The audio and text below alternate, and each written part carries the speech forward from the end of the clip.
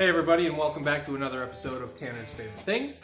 Today we have another unboxing, and as you can see we have a somewhat unorthodox box, but based on the shape, I'll bet you can imagine what's inside here. So let's go ahead and dig in. I'll go so far as to give you a little spoiler alert. It is a guitar, but this is a guitar that I actually know very little about, if anything. I kind of just took a flyer on this. This is one of the very least expensive pieces of kit I've ever bought. This was a guitar that I bought for under $100.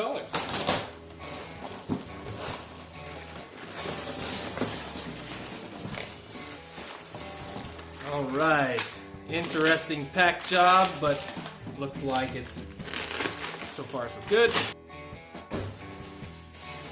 All right, what do we have here?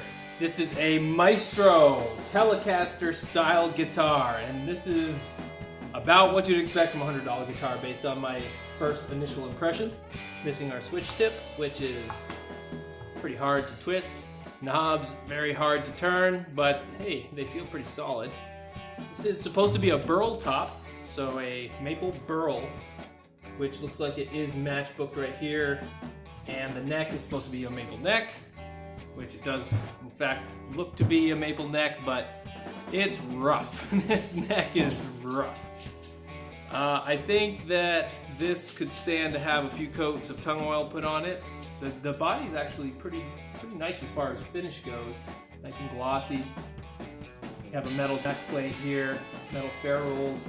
This cover has some plastic on it still. Looks like this has seen some time in a place where there's been moisture. These screw tips are a little oxidized. Got some pitting here. So, doesn't look like it's been used very much, but this is a very inexpensive Telecaster style guitar that I just took a flyer on because, hey, it's quarantine time and I was looking online, saw this thing and figured it was worth a shot. So, I don't know what I have in store for this thing, but I would at least like to plug it in, see how it sounds, and make some judgments based on that. But this could be a good project guitar. I might replace this neck, which is really about as close to garbage as you could get, but other than that, not a terrible body, not very pretty, but it does the job. Hardware looks okay, pickups look okay. Looks like maybe a 3-piece body, 2-piece body, at least 3 pieces. So nothing too fancy here, but thought I'd have a little unboxing for you, and let's plug it in and take a look.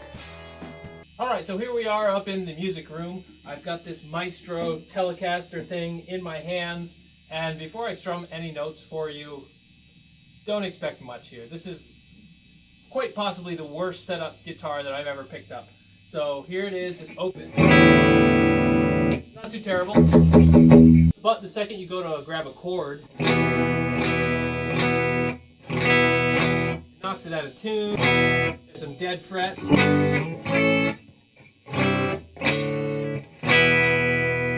Not what I would call pretty.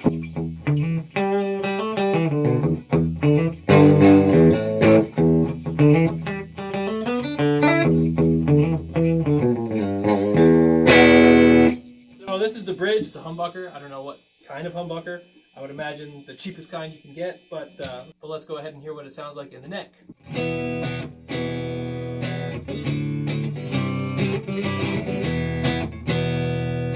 The tuning is just abysmal. It doesn't sound out of tune in that stage, but whenever you fret it,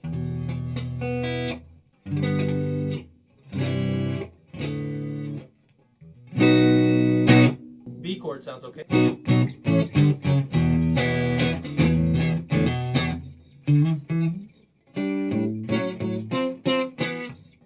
These knobs, they work. Volume, tone. They do what they're supposed to do, but not what I would call very pretty sounds out of this thing. Let me try to tune it one more time and see if we can't get any better sounds out of this thing.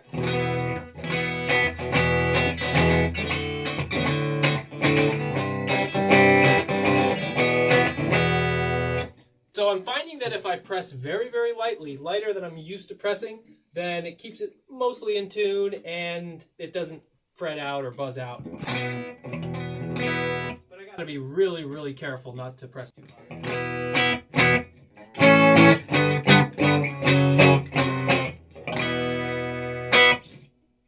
So I don't know the brand Maestro. I've never heard of it. I have a feeling that this is someone's home build type situation, and they're pretty good at getting close approximations to what a Fender guitar would look like, but it's by no means a Fender guitar, and I don't mean that to knock the builder. I just mean that it's very, very difficult to build guitars, and Fender's been doing it for a long, long time, and I can tell that this person has been doing it for a slightly less amount of time. The nut right here is very weak, very slim. It's about the slimmest nut I've ever seen on any guitar neck. And the neck itself is just kind of gross and chunky. It's got this weird volute here. I do think it's actually maple, but maybe one of the lesser quality maples. Probably a Chinese maple. I don't even know where this guitar is made, by the way. It could be China, could be Yugoslavia. I have absolutely no idea. It was not on the Reverb listing. The seller is based out of Texas, so there's a potential that this was made in Texas, but a very, very slim one based on all of the factors that I'm seeing here. These saddles actually look like the Fender Deluxe that come on the Fender Tele Deluxe, so that's kind of a nice looking spec there, and it being the gold plating, not bad. This bridge and these saddles, I have nothing against. The pickups are pretty hot garbage, I would say.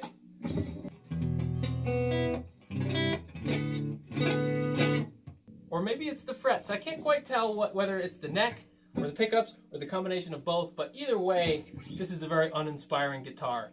And instead of boring you with more bad tones, I think I'll leave it at that, but hopefully you got a kick out of this very inexpensive guitar. The overall feel of this guitar is just cheap, I would say. If I had to say one word, I would say cheap. The neck feels unfinished.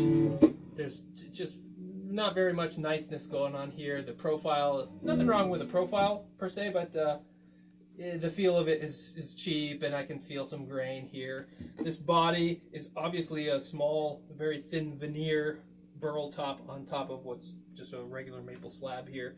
Nothing to complain about there, but now that I look at this finish, I think it dulls the overall effect of this burl top. It's very subtle, you can't quite see it. Not pretty, not very pretty. But hey, when you pay $100 for a guitar, I think that's the best you can hope for. So we'll leave it at that.